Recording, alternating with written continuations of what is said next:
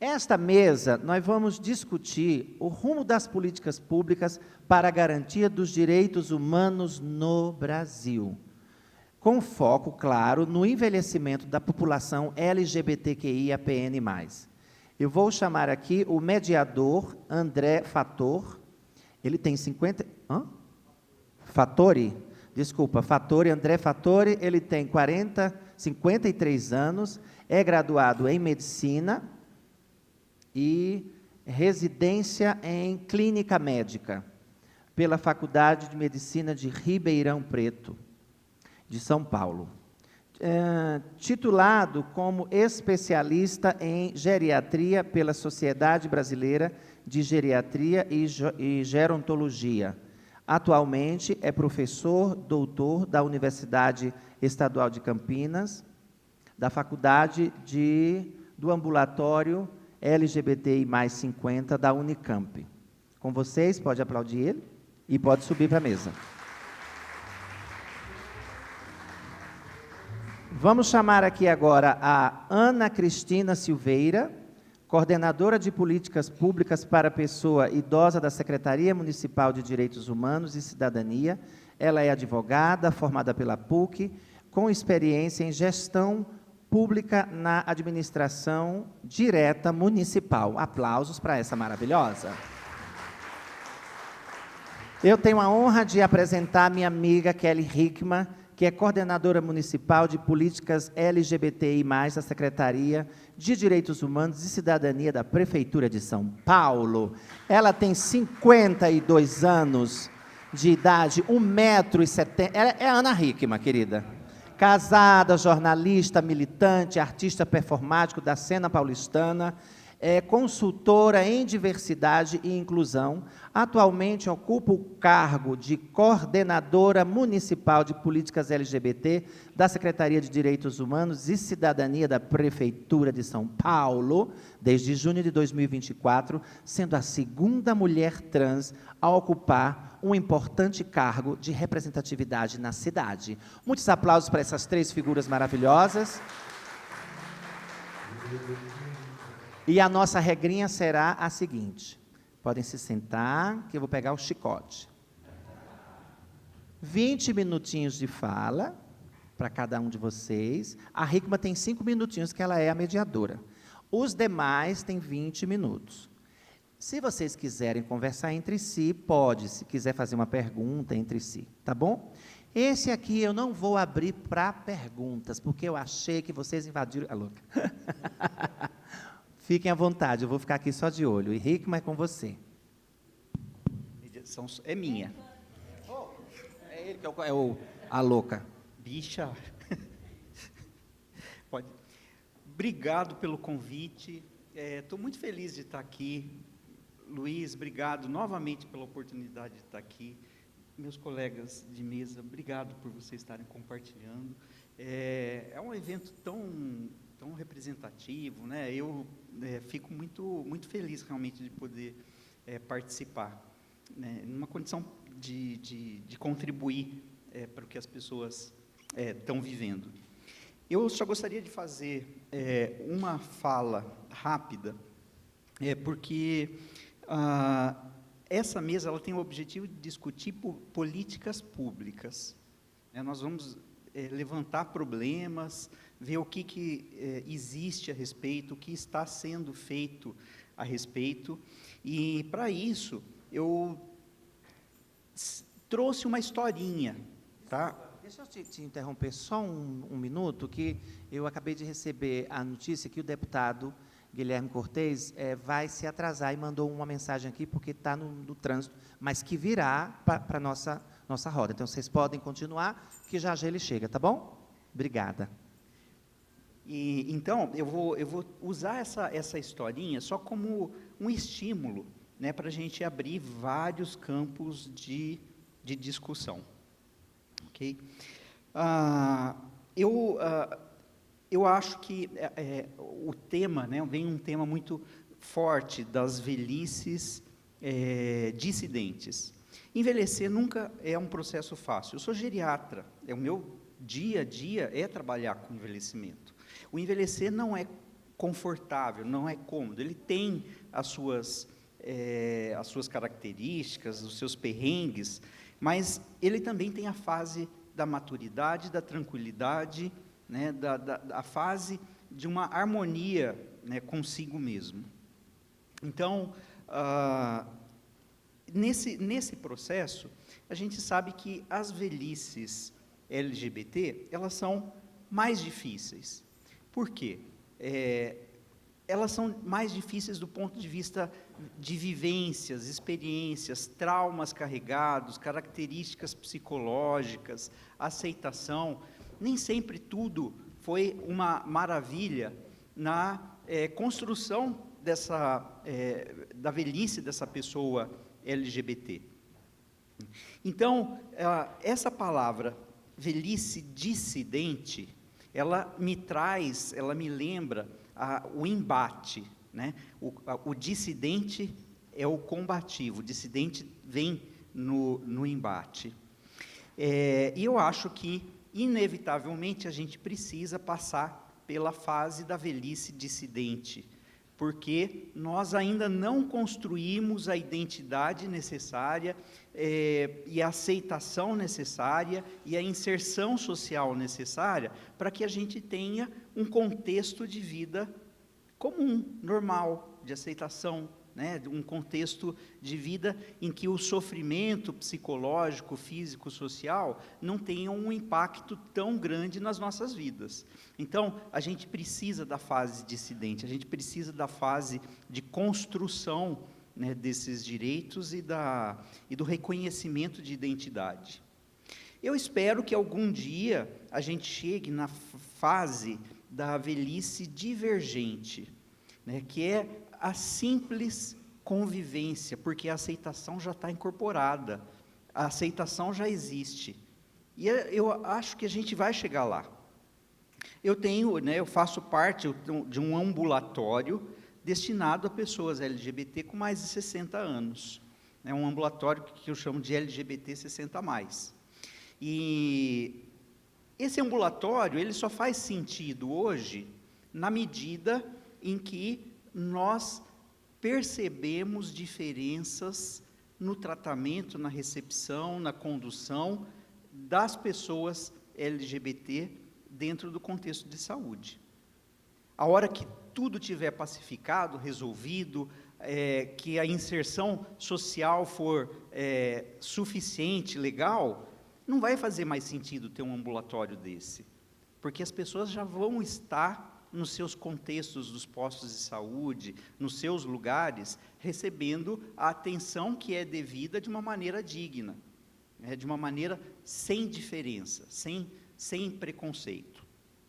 Então, talvez o futuro, né, desse ambulatório seja não existir, porque a gente chegou lá. Por enquanto, nós não chegamos. Então, para iniciar as nossas conversas, né, dessas políticas públicas, eu só queria, então, rapidamente dar um exemplo, ok? Vamos lá. Eu vou falar do senhor Carlos, que é um nome aleatório. O senhor Carlos é um homem de 76 anos que trabalhou boa parte da vida como motorista de fretes. Ele tem uma escolaridade de 8 anos, foi casado, tem 2 filhas, já está separado há 40 anos, não mantém contato com a ex-esposa, né, e assumiu a sua sexualidade, a sua condição, né, a sua preferência por estar com outros homens desde a separação. Não fez pagamento do INSS, não tinha previdência privada. Quando chegou aos 65 anos, o seu Carlos começou a receber o benefício de prestação continuada. Nessa época ele já tinha muitas dores na coluna, decorrentes aí de trabalhar como motorista, das atividades laborais que ele teve durante a vida, e essas dores limitavam a vida dele de uma maneira muito significativa. Ele, no presente momento, mora em um quarto alugado, tá? Um custo baixo, né? Não tem amigos próximos, não tem hábitos de socialização, não tem hábitos, né, de convívio com muitas pessoas, à exceção de uma vez por mês, que ele costuma encontrar algumas pessoas conhecidas, eles bebem uma cerveja, conversam um pouco, mas são contatos absolutamente fugazes. Tá? Ele faz as próprias refeições, tem um celular de pouco recurso, não tem computador, não tem muito contato com tecnologia, tá? Gosta de tocar violão e, de vez em quando, ele pratica, baseado em partituras didáticas, aquela que ele compra em sebo. Tá? Nunca se sentiu confortável de falar da sua sexualidade aos médicos, e nem mesmo de prevenções de infecções sexualmente transmissíveis. Tá? Para ele é proibitivo tocar nesses assuntos, que ele não se sente confortável. Então, ele procurou o nosso ambulatório LGBT 60+, para acompanhamento de saúde. Ele pareceu ser uma pessoa emagrecida, tá? Tinha algumas evidências de insegurança alimentar e tinha sintomas depressivos bem proeminentes. Tá? Em razão dos problemas de coluna, está com mobilidade reduzida, tá? Não consegue fazer grandes caminhadas, só 1 quarteirão. Tá? E, durante as consultas, ele sempre se apresentava com roupas envelhecidas e com alguma sujidade, com alguma sujeira. Tá? As suas consultas são irregulares, inesperadas, e ele sempre fez questão de reiterar que ele não quer o contato com as filhas, não quer que as filhas saibam dele.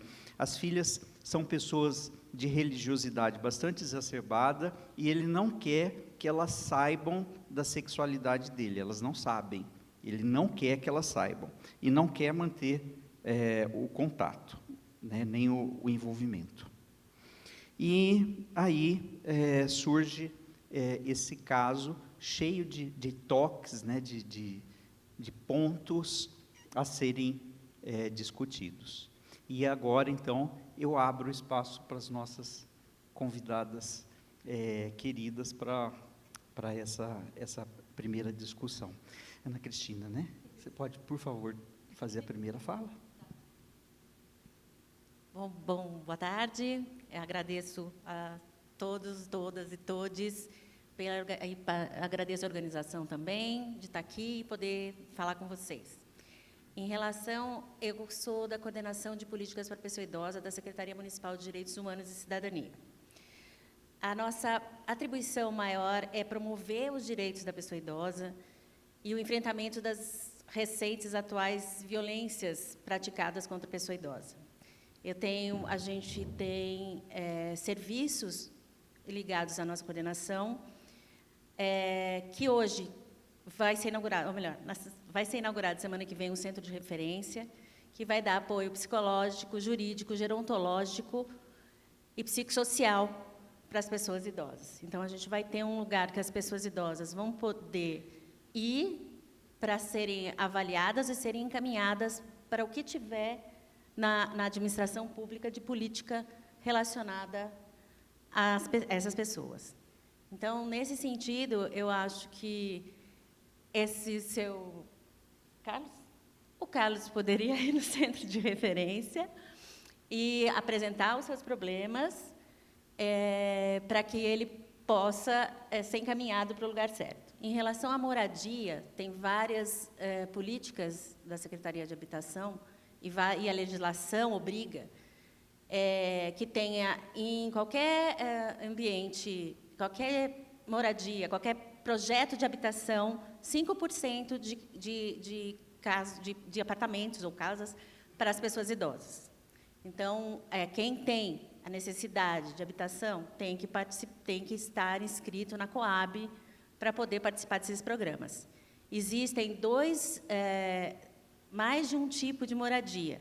A gente tem a locação social, que tem a Vila dos Idosos, o Palacete dos Artistas, que tem um subsídio. A pessoa paga como se fosse um aluguel, mas é 10% do valor do benefício que ela recebe. Não importa qual o benefício, talvez, pode ser uma aposentadoria, pode ser um LOAS, pode ser, né, qualquer um. Então, e apesar disso, tem pessoas que não querem ir para essa locação social porque elas preferem entrar num programa habitacional que seja de aquisição de imóvel. Então, a gente tem, até quando a gente tem espaço a gente não consegue ocupar, né, vamos dizer assim. Quando eu entrei na secretaria, eu entrei em julho, uma das primeiras pessoas que eu conheci foi o Luiz Barão. E a primeira coisa que ele falou é que a gente não tem um recorte da velhice LGBT, assim, em nenhum nível, na verdade. Pelo que eu tenho, depois que eu conversei com ele, eu comecei a buscar isso, e realmente é difícil identificar esse recorte para a gente poder ajudar, para a gente poder ir atrás.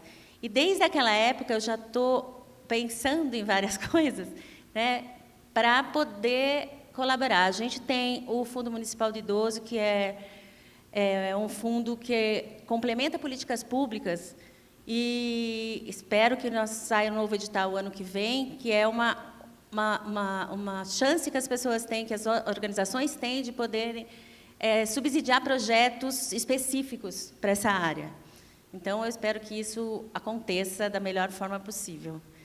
E vai acontecer, nos próximos anos a gente está aqui já pactuando para que isso aconteça. Outra coisa que é a divulgação, eu não posso deixar, como coordenadora, de ler 2 artigos do Estatuto da Pessoa Idosa, porque, por incrível que pareça, tem gente que não sabe os direitos que tem. Então, eu vou ler só 2 artigos para vocês terem essa visão melhor, né, do que a gente tem direito. E, como já disseram aqui, todo mundo vai envelhecer, não tem como. Com sorte, com sorte. A pessoa idosa goza de todos os direitos fundamentais inerentes à pessoa humana, sem prejuízo da proteção integral de que trata esta lei, assegurando-se-lhe, por lei ou por outros meios, todas as oportunidades e facilidades para a preservação de sua saúde física e mental e seu aperfeiçoamento moral, intelectual, espiritual, social, em condições de liberdade e dignidade.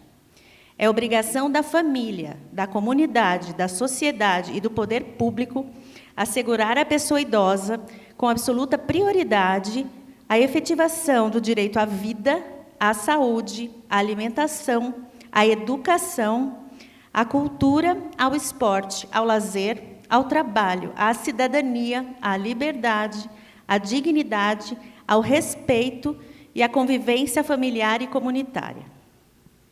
Isso é o básico e o fundamental dos direitos da pessoa idosa, ou de todo mundo, né? Pode ser desde nascimento. A gente tem, além disso, na Prefeitura de São Paulo, a gente tem um polo cultural que tem oficinas de vários tipos que proporcionam uma convivência de pessoas idosas, criando relações de afeto, né, porque realmente as famílias acabam, não vou dizer abandonando, mas não participam, talvez, da vida de várias pessoas idosas. Então, eu acho que a gente precisa aprimorar, porque todos têm direito, assim, são eixos também do envelhecimento ativo, que hoje é a pauta principal em relação ao envelhecimento, que é saúde, participação social, proteção e... Esqueci. Bom, de qualquer forma. Peraí. Educação, gente. O aprendizado ao longo da vida. É uma coisa que a gente tem que conseguir que aconteça, porque as pessoas não podem parar e elas têm que evoluir. Acho que... Tá bom. Eu vou passar para a Kylie, então, que é a coordenadora. Deixa eu só fazer uma perguntinha, só para complementar. A gente está conversando sobre o envelhecimento de um modo geral, e aí me chamou muita atenção a fala da Edith, quando ela disse que ela não tem pessoas, né, funcionários, normalmente, ela não tem ninguém trans no momento trabalhando com ela, e tem uma funcionária lésbica que, por vezes, existe um conflito com as famílias e tudo mais. Aí eu fico imaginando que, talvez, para algumas pessoas LGBT, esse convívio social amplo pode se tornar difícil, no sentido de que eles vão ser discriminados pelas pessoas que não são. Verdade. E aí, eu queria saber se vocês têm alguma ideia, alguma percepção de uma alternativa, o que fazer em relação a isso. A gente está estudando isso. Eu acho que, realmente, uma das primeiras informações que eu tive é até de pessoas se desconstruírem para poder ocupar espaços em instituições de longa permanência ou centros-dia, essas coisas, que é um absurdo, mas como a gente não tem esse recorte da população e realmente isso é uma fala até do Luiz, dentro da comunidade, até as letras entre si não se conversam com tanta harmonia.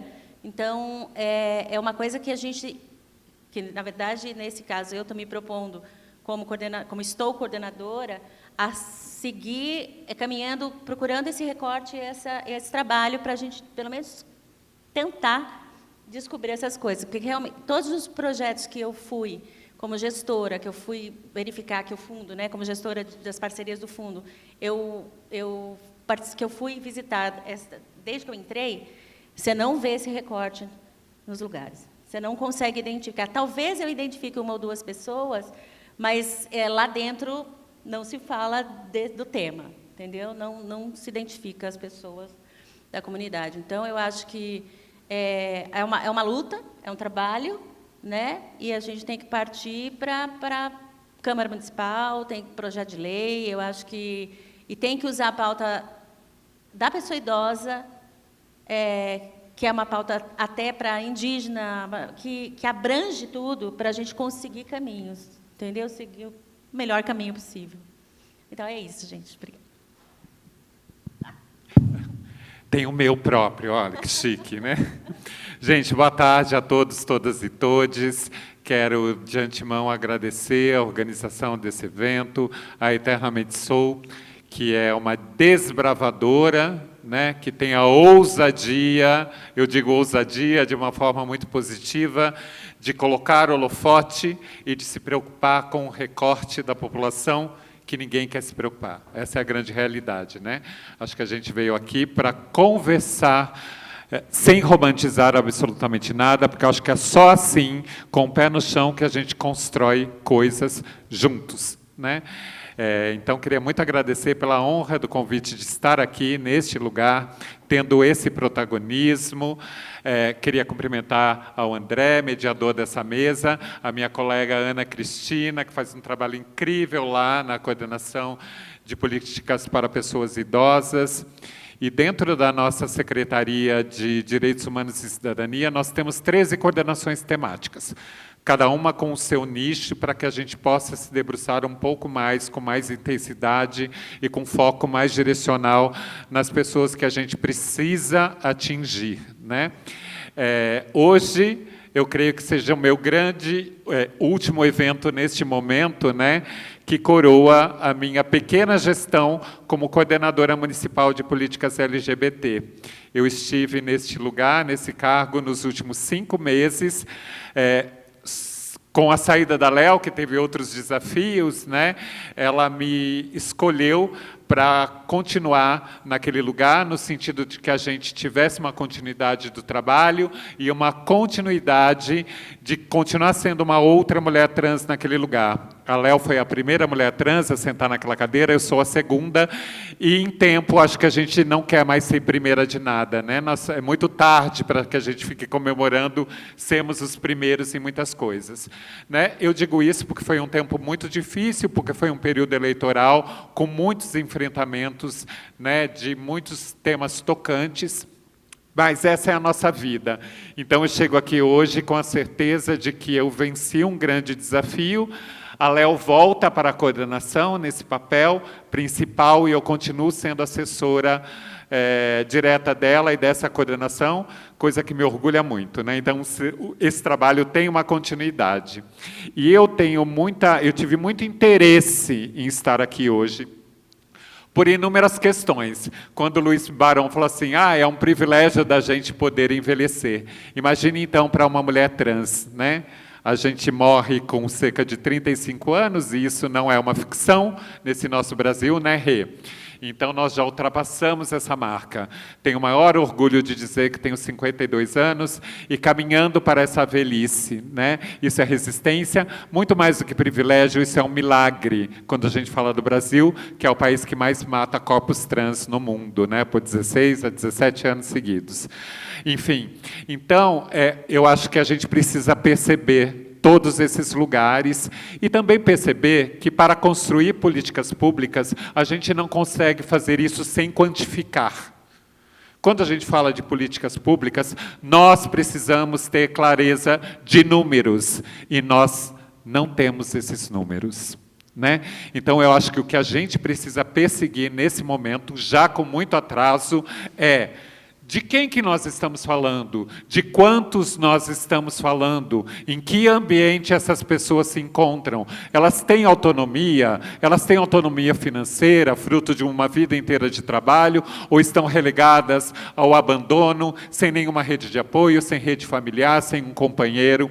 É tão importante e é muito difícil que a gente alcance essas pessoas, porque são pessoas que também têm escolhas muito pessoais.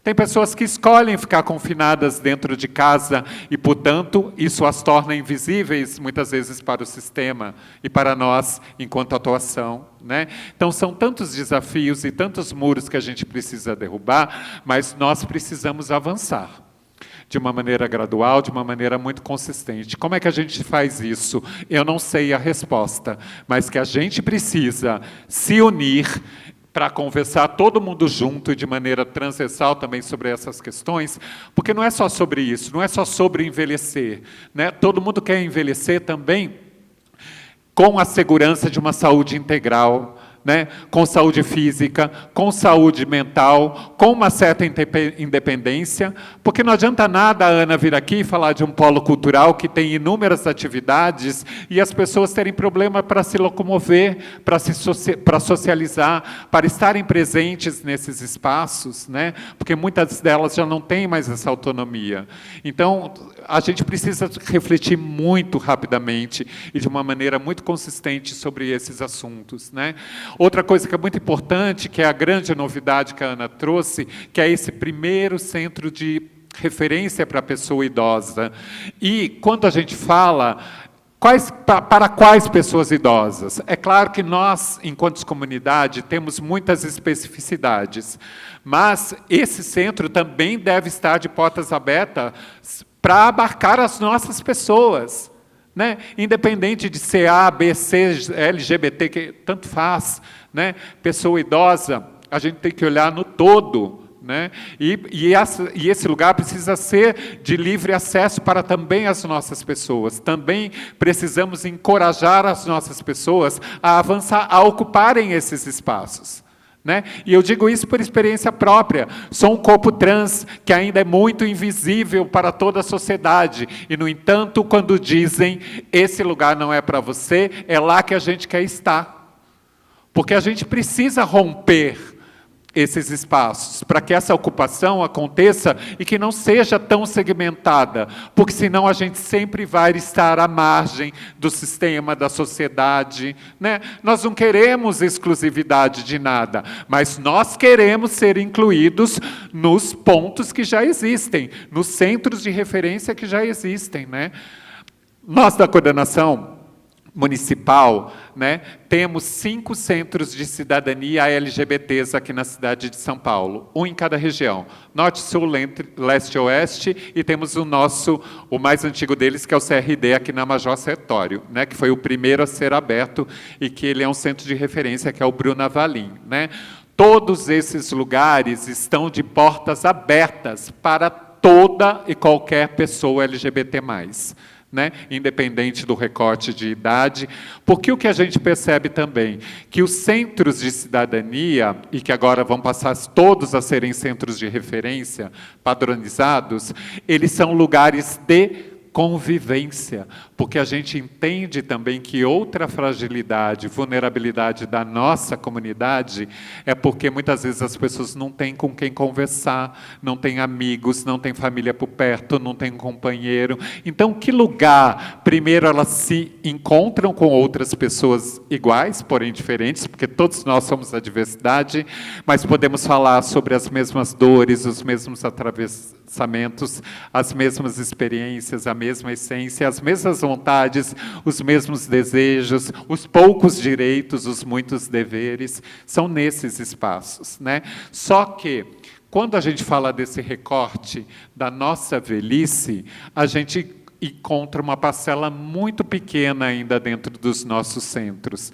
Talvez porque eles não se sintam tão confortáveis, porque em todos os nossos centros nós temos uma população mais jovem, porque nós temos as meninas trans do Transcidadania, porque é obrigatório para elas, dentro do programa, frequentarem as atividades do centro, até para trocar experiências e se fortalecerem enquanto grupo. Então, a velhice LGBT, muitas vezes, não quer se aglutinar aquele recorte um pouco mais jovem. Nós não falamos a mesma língua, nós não temos o mesmo entendimento, nós não somos da mesma geração. Ou seja, até dentro da nossa bolha, da nossa caixinha, nós temos tantas coisas para avançar, né? Seria bom que todas as pessoas pudessem ter esse entendimento, porque eu acho tão louvável a troca de experiências de gerações, né? Eu digo isso porque eu gostaria tanto de ter tido mais contribuições das gerações que vieram antes de mim, porque eu não me entendia, eu não sabia nem o que eu era, né? Eu não sabia nem o que era ser trans, ser travesti, eu não tinha grandes referências por perto, né? Então, hoje em dia, a minha geração já pode contribuir muito mais para quem vem depois, né? A gente vai pavimentando um pouco mais essa estrada. Mas eu acredito que é muito bom que a gente possa ter essa experiência, essa troca, principalmente para aprender um pouquinho sobre épocas que a gente efetivamente não viveu, né? São as pessoas mais velhas que vão nos contar muitas coisas, até mesmo no sentido de que existe ainda uma grande resistência para a nossa velhice em assumir. Ai, sim, sou gay, sou lésbica. Tem gente que não fala essa palavra até hoje. É ou não é, Luiz? Tem gente que não se entende naquele lugar. Da mesma forma que nós temos grande resistência em dizer, somos velhos sim. Por quê? Porque, infelizmente, a gente vive um apagamento de ser velho, né, no Brasil.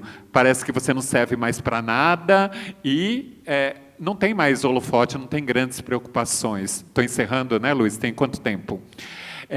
Gosto de cronometrar isso também, tá? Porque senão sou uma tagarela, saio falando.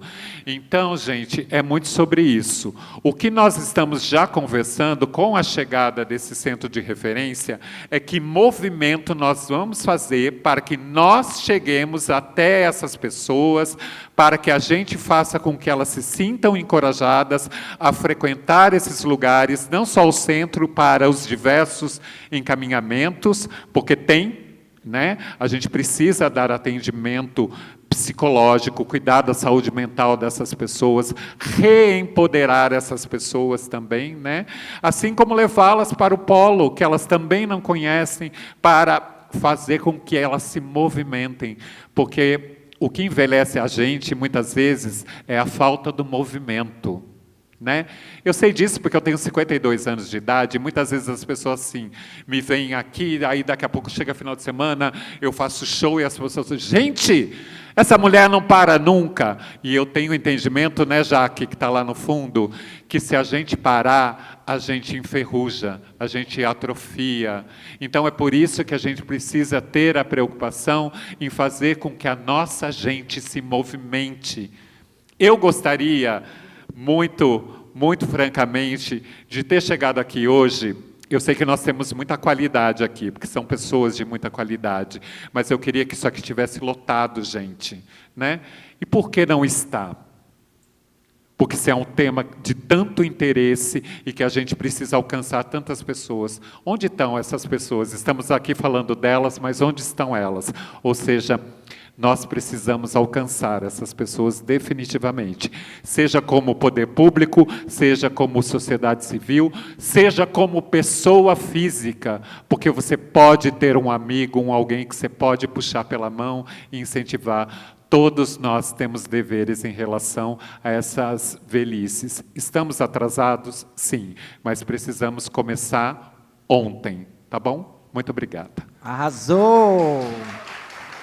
Gente, vocês viram que eu fui lá rapidamente, porque eu sei que vou ter uma performance depois, eu vou dar um desfile só para vocês aplaudirem, que eu já troquei de roupa. Olha, eu acabei de comprar esse vestido ali na Besni, estava na minha sacolinha. Não se meta.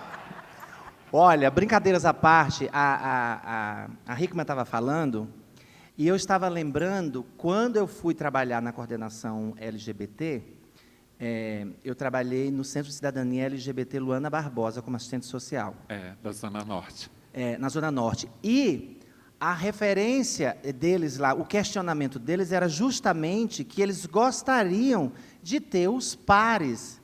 Eles e elas, né, porque eram meninas e meninos trans, eles não se sentiam, e nem elas, à vontade para falar com um assistente social cis. Porque não tinha a linguagem, a vivência da rua, não era um corpo igual, né? Então, eu fiquei pensando, por que não só a coordenação, mas as coordenações do Brasil inteiro, não já entendeu que isso é muito importante, você ter representatividade, ter mulheres travestis, assistentes sociais, psicólogas. É sempre naquela ideia da cotinha, né? Tipo, contratou eu fui para uma empresa fazer uma palestra, e a pessoa me contratou para ir fazer a palestra, e lá tinha mais ou menos 300 funcionários. Aí eu perguntei para ela quantos funcionárias travestis tinha. Ela pulou alegre da vida, dizendo que tinha uma travesti. E eu perguntei aonde que ela tinha. Era na recepção. Não é um cargo de liderança, de poder, sabe? Então, a gente precisa pensar nisso, vocês levarem aí para os recortes e os lugares onde vocês forem. Quem aí já parou e deu um abraço numa travesti? Levante a mão. Estamos enxugando o gelo, perceberam? A gente tem que fazer agora com que o seu amigo, o seu irmão, alguém que não tem convívio com a gente, compreenda que um corpo trans não é um corpo abjeto. E é difícil, é uma luta que a gente está... Só em São Paulo eu estou há 20. De existência eu tenho 47. De militância eu tenho 30 e poucos. Entende? Desculpa, eu quebrei o protocolo que não era para eu falar. Mas, você gostaria de fazer uma pergunta? Claro, meu amor. Você e mais 2 pessoas da plateia. É o seguinte, não é necessariamente uma pergunta. A gente está quebrando o protocolo direto aqui, mas a gente tem tempo. O deputado estadual não chegou ainda e a gente vai conversando aqui. Eu queria deixar uma provocação, porque, tecnicamente, tudo me parece muito adequado, tá certo? Eu monto um local de atendimento às pessoas idosas, com atendimento jurídico, as pessoas LGBTQIAPN+, têm seus lugares privilegiados, têm seus programas e tal. Agora, é o seguinte, nós estamos falando de pessoas idosas LGBT, tá certo? Eu deixo aqui uma provocação para as 3 pessoas, para o André, que eu sei que a lida dele diária é com isso, é um médico, geriatra, que trabalha com pessoas LGBTQIAPN+, acima dos 60 anos. Então, primeiro, eu acho que se a gestão não está convencida de que isso é necessário, nada acontece.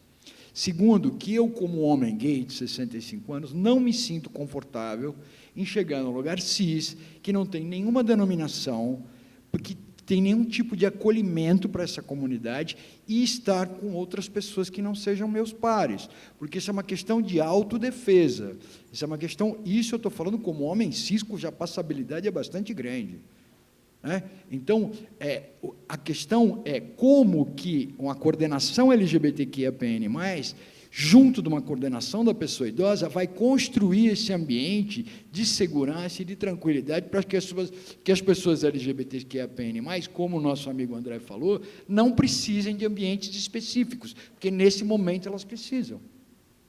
Tá? Então, eu gostaria que, se vocês puderem falar um pouquinho sobre isso, porque, na realidade, nós estamos discutindo aqui políticas públicas para pessoas que não têm nem dados. Nós estamos discutindo políticas públicas para as pessoas que são absolutamente invisíveis, porque a velhice no Brasil ela é hegemonicamente heterossexual. Né? Então, desculpa, gente, é que eu fico animado, né? Vocês me conhecem, quem já sabe. Eu já te conheço, Obrigado. você fica animadinho. Eu gostaria de fazer uma intervenção nesse sentido, porque nós já temos esse ambulatório funcionando há tempo, então eu acho que se eu não trouxesse a experiência que vem dele, eu seria egoísta também. Então, alguns pontos são críticos para a questão da saúde da pessoa LGBT que está envelhecendo. Primeiro, é o lugar de fala, né? Então, e de escuta. A pessoa LGBT, ela quer falar, ela quer expor, ela quer dividir os problemas dela, não só no âmbito da saúde física, mas também social e psicológico. Eu vou dizer que no nosso ambulatório, as pessoas chegam por uma condição extrema de vulnerabilidade, ou física, ou social, ou psíquica. Então, aquela pessoa que está bem consigo mesma, está bem resolvida, ela não vai espontaneamente procurar o nosso ambulatório. Quem vai chegar ali no ambulatório LGBT 60+, é o que está em sofrimento. E aí abre uma outra porta, porque esse primeiro contato, ele gera a abertura para os outros. Né? Porque não adianta, a nossa divulgação, ela não é eficaz no sentido da panfletagem, dos cartazes, não. A divulgação é eficaz da pessoa que foi atendida e traz o outro, e indica o outro.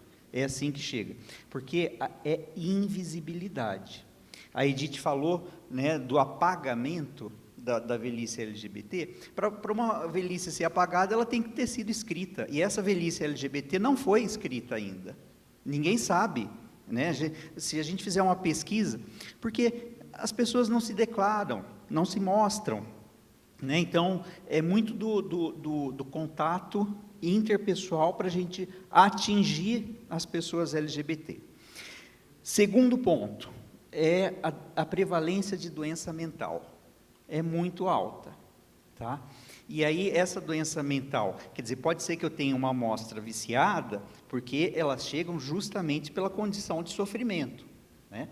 Mas nós temos muita prevalência de depressão, e nós temos também a prevalência de problemas de deficiência cognitiva, pessoa que está começando o déficit cognitivo, já na idade muito avançada, e provavelmente essa deficiência cognitiva, ela vem de múltiplos fatores, né? Quer dizer, os problemas de saúde que não foram controlados, a depressão que não foi controlada, e ainda por um aspecto de solidão, de falta de envolvimento pessoal, social, de falta de contato, que vai restringindo, tolhendo esse aspecto da convivência interpessoal, que é importante para a manutenção da saúde mental. Então, a saúde mental pega muito. Um outro problema, né, que a gente reconhece, né, esse isolamento social e a falta de recursos, porque a gente teve uma precarização das aposentadorias, a gente está num processo de precarização do suporte social, a gente passou isso drasticamente nos últimos anos, as pessoas estão envelhecendo, e como que vão viver? Alguns anos atrás, quer dizer, a minha avó tinha 10 filhos, hoje é normal que as pessoas escolham ter um filho, ou às vezes não tem nenhum. E aí, como que vai ser o suporte dessa pessoa quando ela envelhecer? E aí, ainda mais, né, a pessoa LGBT, que por diversas razões pode ter sofrido uma certa amputação do ambiente familiar. Ela não foi aceita, ela foi amputada daquele ambiente familiar, né? E aí, como que a estrutura, né, vai fornecer o que é necessário para a condição de moradia digna, para alimentação? A gente tem visto insegurança alimentar, Tá? Pessoas que vivem do LOAS, por exemplo, e o recurso é insuficiente para a segurança alimentar.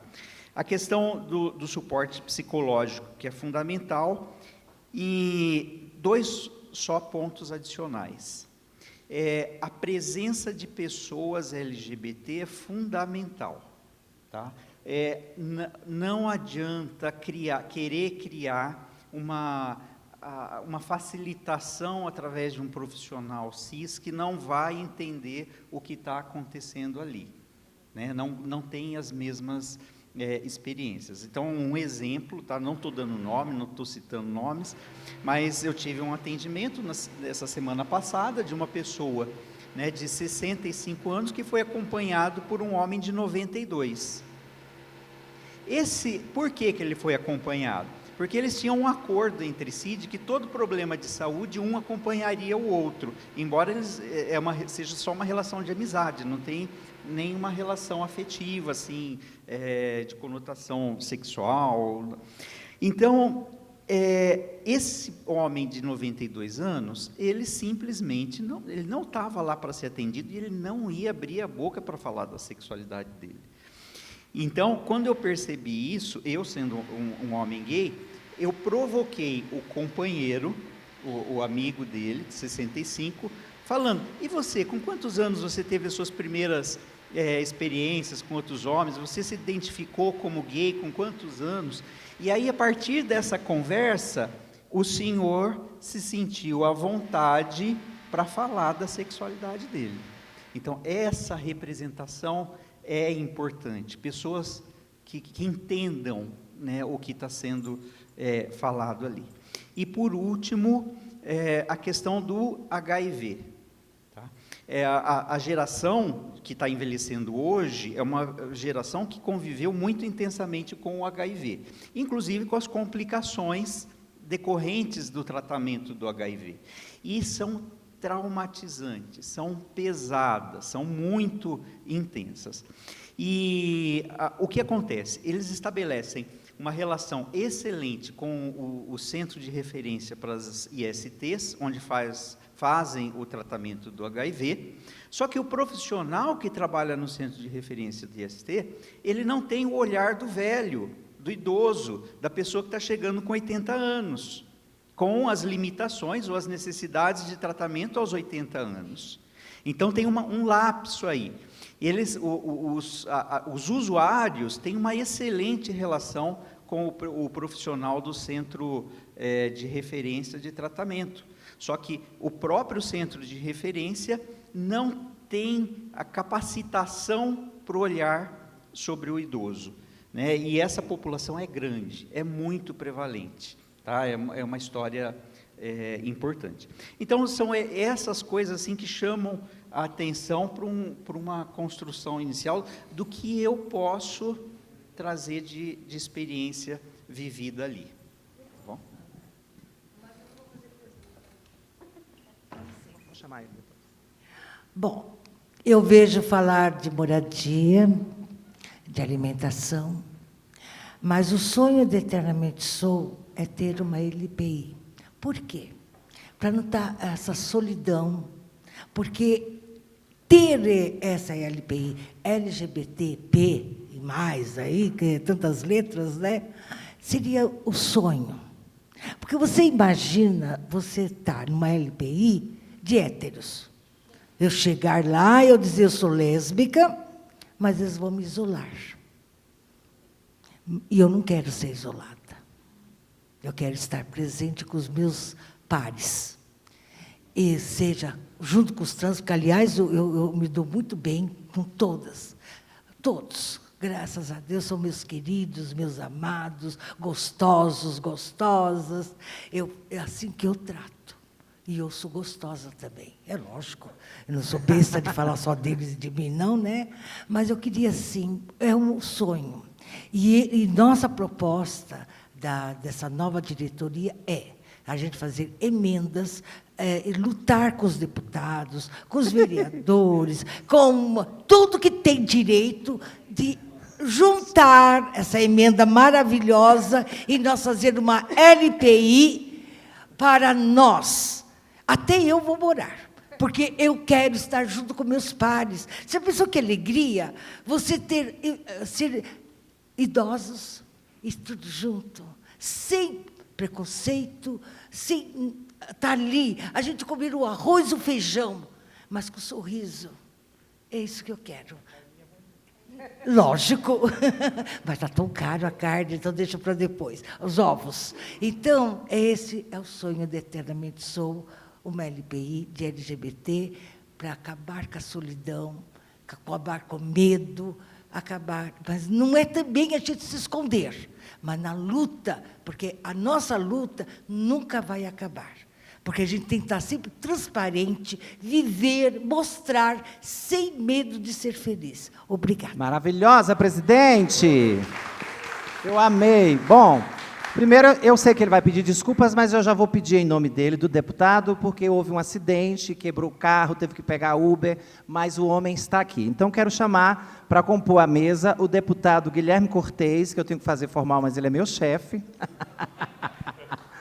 Deputado estadual pelo PSOL em São Paulo, alinhado com as lutas pelos serviços públicos e direitos humanos da população LGBTQIAPN+, também trabalha fortemente com a questão do meio ambiente, é presidente parlamentar da Frente dos Direitos e Defesa da População LGBTQI+, foi o mais votado, tinha 24 anos, gente, quando fez a campanha, e com a cuezinho, quase nada de dinheiro.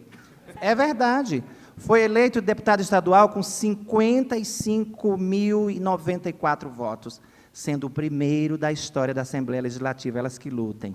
Integrante da bancada LGBTI+, advogado, professor de cursinho, meu chefe, mas também meu amigo, Guilherme Cortez. Gente, muito obrigado pela tolerância com o atraso. Essa cidade é louca. Eu nasci aqui em São Paulo, quando eu conheci a Renata, né? Quando eu ainda era uma poquezinha desse tamanho, 17 no ensino anos. médio. Depois eu fui para o interior, e quando você sai de São Paulo, você vê que essa cidade é maluca. E que as coisas que a gente aprende a naturalizar, que são absolutamente insanas. Você tem um acidente ali, demora 1h30 para conseguir chegar no lugar. Mas, coincidência, eu cheguei na hora que a minha irmã estava falando sobre emendas parlamentares, deputados, então foi na hora certa. Não, e a mesa foi propícia, né? Exatamente. Direitos para a população LGBT. Com toda certeza. Gente, muito boa tarde a todo mundo. Muito obrigado a Renata, que muito mais que uma assessora, é uma irmã, uma referência, que fez parte da minha militância no movimento LGBT e que hoje a gente pode trabalhar junto. Todo mundo que está na mesa, o SESC e a ONG Eternamente Sou, que é uma das minhas associações favoritas do movimento LGBT. Eu fico feliz de receber esse convite para falar junto com vocês sobre políticas públicas. Eu acho que o mote é muito interessante. É possível existir direitos humanos sem políticas públicas? Na minha opinião, não. Porque direitos humanos, dia 10 vai completar mais um aniversário da Declaração Universal dos Direitos Humanos, eles não podem só ser uma letra morta, uma coisa que tem numa declaração, uma carta de intenções. Eles precisam ser concretizados. E hoje o que a gente vê é que, em boa parte, eles não são concretizados. Quando você vê o texto da Declaração Universal dos Direitos Humanos, da Constituição Federal, está tudo lá. Alguns até dizem no direito que, na verdade, a Constituição ela é uma carta de intenções, de onde a gente quer chegar e não de onde a gente parte. Agora, sem políticas públicas, sem aquepas políticas públicas e sem estruturas sólidas para fazer essas coisas acontecerem, elas são muito pouco efetivas. Então, de nada adianta você ter lá na Constituição um direito à educação, se você não tiver escola, não tiver professor, não tiver uma política educacional para garantir que as pessoas estudem, o que, no caso da população LGBT, não está dado. A nossa comunidade, sobretudo da população travesti transexual, sofre especialmente com a evasão escolar, ou como uma amiga minha fala, expulsão escolar, que as pessoas não evadem como se estivesse evaporando, elas são levadas a interromper os seus estudos por conta de uma realidade de muito preconceito. E depois vai ter um outro problema para que as pessoas façam faculdade, não é? Então, se você não tem política pública para concretizar os nossos direitos e não tem recurso para colocar isso em prática, você, na prática, está tendo um estado de negação dos direitos humanos. Você tem lá escrito, só que não está executando. Vale da mesma coisa, vamos dizer assim. E, infelizmente, embora a gente gostaria de acreditar que a história fosse linear, então que a gente vai sempre avançando, avançando, avançando, avançando, a história é mais complexa que isso.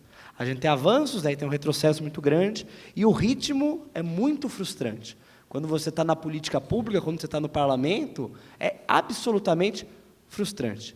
Porque hoje, ao contrário da gente estar, como a gente deveria imaginar, avançando em mais direitos, mais políticas, mais investimento, em boa parte a gente está retrocedendo. Eu cheguei na Assembleia Legislativa com uma bancada de 6 parlamentares assumidamente LGBTs, o que foi um avanço, o que é resultado de uma estratégia nossa de ocupação desses espaços. Tive a responsabilidade de presidir a Frente Parlamentar LGBT e, no primeiro dia em que os deputados podiam protocolar projetos de lei, os primeiros projetos da vida eram todos projetos LGBT-fóbicos. Tinha de tudo, proibição de linguagem neutra, daí vai lá todo chavão, proibição de uso de banheiro, proibição de literatura pornográfica, então que daí você vai começar a proibir o Curtiço, vai começar a proibir Machado de Assis, a Bíblia, vai proibir de tudo que é possível lá. Por quê? Porque para um setor da política brasileira, a LGBTfobia ativa, não só aquela LGBTfobia envergonhada, velada, apenas institucional, mas a LGBTfobia explícita, ganha voto. E mobiliza as paixões das pessoas. As pessoas elas são muito mais passionais do que racionais. E o ser humano é um ser humano medroso, covarde em alguma medida. E eles utilizam muito bem dos medos, dos preconceitos, das inseguranças das pessoas de uma maneira muito efetiva, coisa que a gente deveria fazer ao contrário, porque eles utilizam isso para o mal. Então, eles chegam para uma mãe de família, para um pai de família que morre de medo da sua família se desestruturar, e eles falam que quem está ameaçando isso não é a pobreza, não é a miséria, não é a falta de política pública, é a população LGBT, são as feministas, é qualquer grupo que eles criam para dizer que a gente está contaminando o que seria essa base da sociedade, vocês entendem? E eles transformaram isso numa máquina eleitoral muito poderosa, em que o que o Estado, ele não apenas é negligente com a população LGBT, como sempre foi, mas que, em parte, ele vai corroendo os poucos avanços que a gente teve. No ano passado, eu fiz parte de uma CPI, não porque eu quisesse estar, mas porque a gente precisa estar, né, Renata? Que era uma CPI para investigar um ambulatório do Hospital das Clínicas, aqui de São Paulo, que é um dos poucos no estado de São Paulo que faz o atendimento para jovens com disforia de gênero.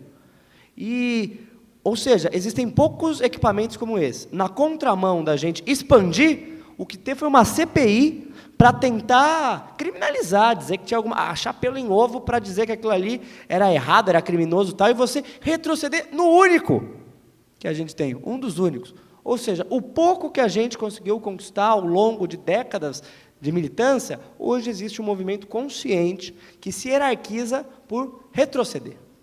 E isso é uma realidade muito difícil para nós. A gente lá na Assembleia Legislativa, todo dia, formula, apresenta projetos de lei, todo tipo de política que a gente pode fazer, mas numa correlação, numa conjuntura absolutamente desfavorável. Né, Renata? A gente, às vezes, reconhece que um projeto, quando é para a população LGBT, ele talvez nem vá ser pautado, provavelmente ele nem vai chegar a ser pautado para a gente poder discutir, porque tem um bloqueio tão grande dessa aliança do conservadorismo, da extrema-direita, fundamentalismo religioso, que não se admite nem que nós falemos. Então, é uma realidade muito difícil que a gente está vivendo e que, depois das eleições esse ano, da volta daquele cara lá para presidente dos Estados Unidos, a gente precisa refletir profundamente sobre a situação em que a gente está e o que nós podemos fazer para sair. Eu estou pensando um pouco sobre isso, queria compartilhar algumas impressões.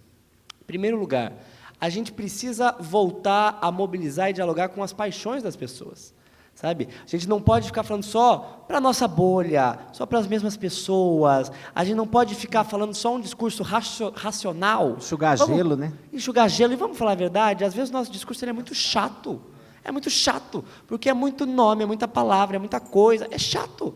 A gente também tem que ter essa humildade. Tudo bem que entre a gente se entende, mas às vezes as pessoas não entendem um monte de letra que a gente coloca. Não entende, é verdade. Os pais de todo mundo aqui sabem todas as letras? Não sabem.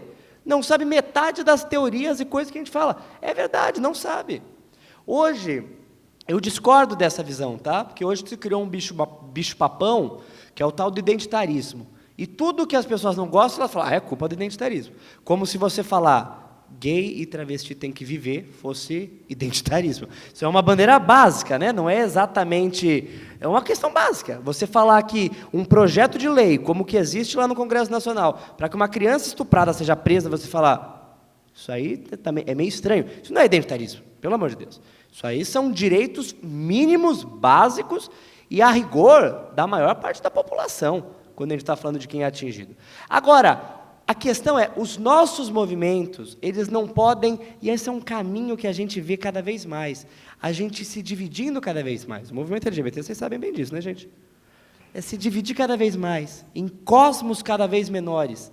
Então, dentro de cada letra, cada especificidade, vocês entendem? Porque, no limite, cada um de nós é absolutamente singular. Então, se a gente for indo até a raiz, só eu sou exatamente como eu sou.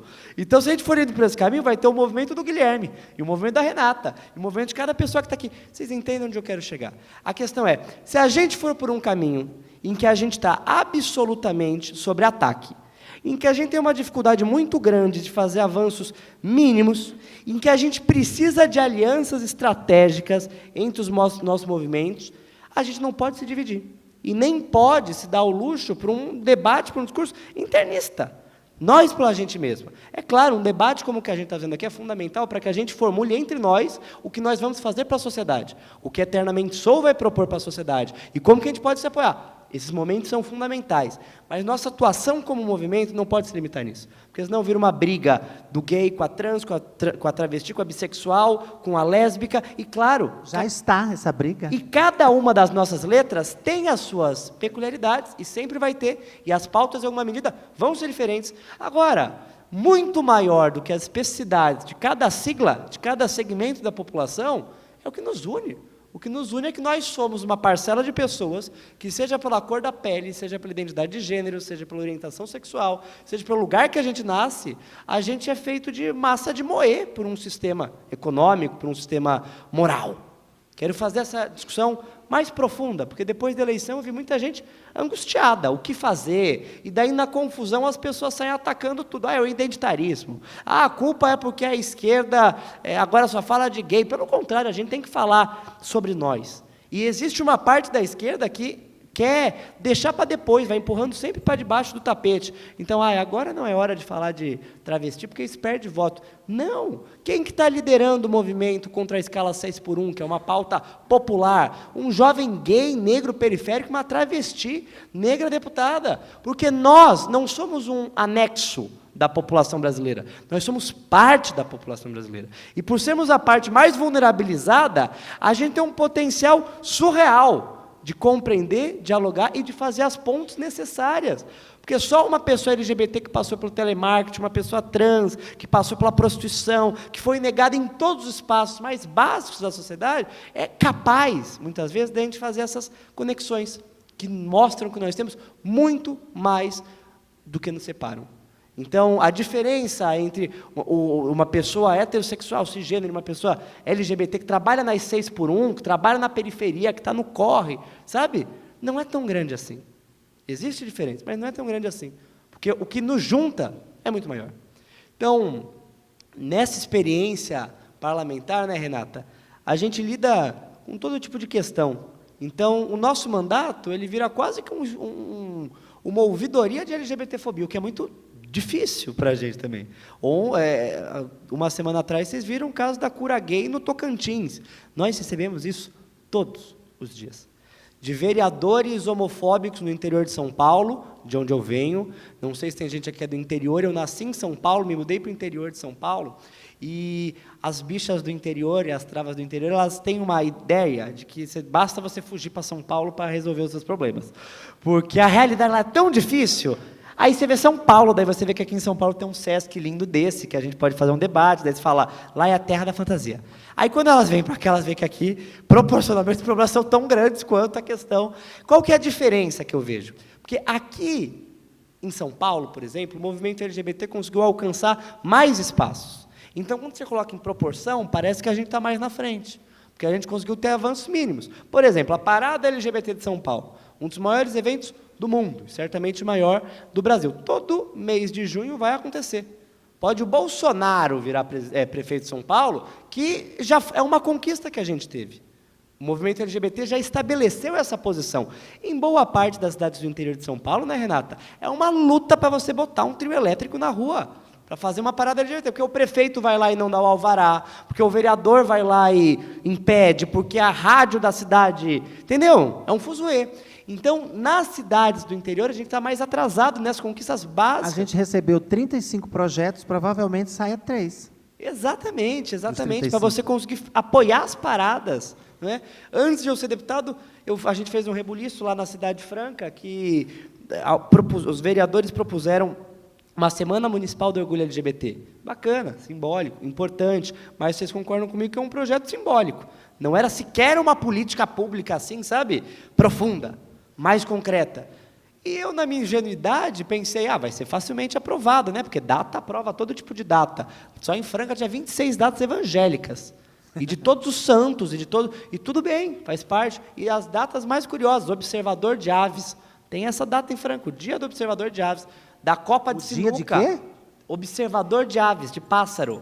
Dia da Copa da Sinuca. Tem tudo isso no calendário. Eu falei, não vão encanar como um diachinho de uma semana para as LGBT ficar felizes, né?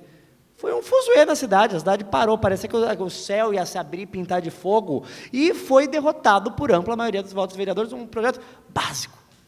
Vocês entendem o tamanho do buraco que a gente está? Aqui em São Paulo, a única diferença, não é que a coisa está boa, que em São Paulo é que aqui a gente já tem alguns avanços, então aqui já tem o dia do orgulho LGBT no calendário, essa etapa já foi passada. Aqui a gente teve a Erika Hilton vereadora, agora tem a Amanda vereadora, aqui a gente tem pessoas ocupando a Assembleia, no interior, em muitos lugares, as pessoas não têm uma referência, e delas nos escrevem desesperadas, porque não tem o mínimo de institucionalidade lá para elas se protegerem. Agora, a gente não pode se contentar com essa situação para sempre, gente. Eu acho que esse é o momento, essa virada, é o momento de a gente refletir profundamente o que a gente quer e como a gente pode sair. Eu sei algumas coisas que eu acredito que a gente não deve fazer. Primeiro, jogar as pautas das minorias de direitos humanos, eu detesto isso, minorias e pautas de opressões, eu também detesto, porque daí coloca como se o que nos definisse fosse opressão, e não o que a gente é. A opressão é uma consequência, né? Eu não sou definido pela LGBT-fobia que eu sofro, eu sou eu, e uma das condições disso é, uma das consequências disso. Agora, jogar sempre para debaixo do tapete, até um momento hipotético e imaginário, em que a gente vai ter acúmulo de forças para avançar, é colher derrota. Porque daí você deixa eles jogarem parados, entendeu? Hoje tem um setor na política brasileira que fala de sexualidade de gênero todo dia. Não é a esquerda, não é nem o nosso movimento, é a extrema-direita. Eles se deixarem todo dia, eles falam de gay, lésbica, trans, sexo, só falam disso, eles são aficionados nisso.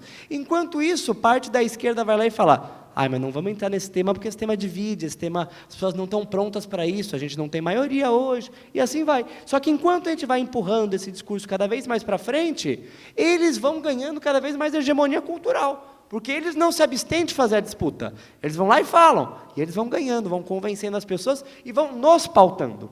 Hoje, 90% da atuação do nosso movimento é reativa.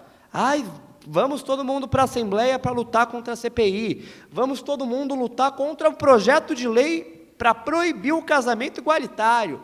Vocês veem? A maior parte da nossa agenda é uma agenda para reagir. Nós somos pautados por eles o tempo todo. E o que eles querem é isso, que a gente esteja sempre lá, porque quando você responde a um ataque, você está levantando quem fez o ataque. Era isso que eles queriam na CPI da transição de gênero. Eles sabiam que não ia dar em nada, mas... Eles sabiam que não ia encontrar nada de irregular, de criminoso. Bastava jogar no Google que você via que o que acontecia lá não era. Mas era para fazer a disputa política, para ver se o movimento LGBT caía na pilha, para ver se eles conseguiam criar um constrangimento. E sempre cai, né, deputado? Sempre cai, para ver se eles conseguiam criar uma confusão, um pânico, para tentar, entendeu? Turvar mais esse debate. Então, eu acho que é errado a estratégia de parte da esquerda, dos movimentos sociais, de botar nossa pauta sempre para debaixo do tapete. Porque ela vai nos conduzindo à derrota. 5 minutos, deputado. Para concluir.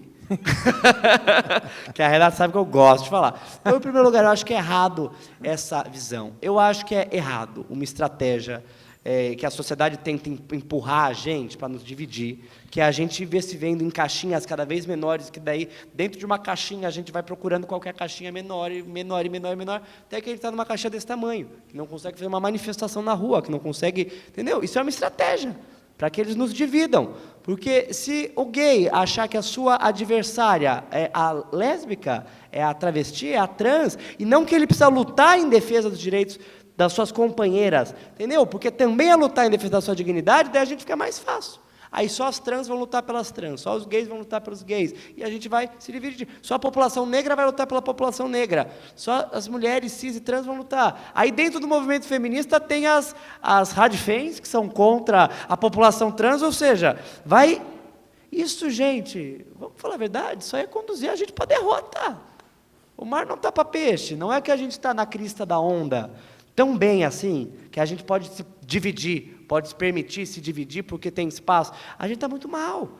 A gente quase não consegue barrar retrocessos básicos, muito menos avançar em direitos. E daí você vai no movimento LGBT, você vê uma parada que briga com a outra, você vê uma família que briga com a outra, uma associação que briga com a outra, e um negócio que é absurdo. Sabe? Então, se a gente segue nessa estratégia de compartimentar, isolar cada vez mais uns dos outros, a gente não se falar... Não... Por isso que eu gosto tanto de Eternamente Sou, que se propõe e faz tão bem essa proposta da gente reunir, ao invés de nos dividir, compreendendo a peculiaridade do jovem, da bicha mais experiente, da maricona, da trava, da bissexual, da lésbica, de todo mundo, mas compreendendo que a nossa luta é em comum e que a gente precisa criar uma rede de apoio e de solidariedade comum, e não sair nos dividindo. E acho que, enquanto a gente entregar a pauta para a extrema-direita e não pautar nada, além de responder aos ataques deles, aí a gente já perdeu. A gente já perdeu.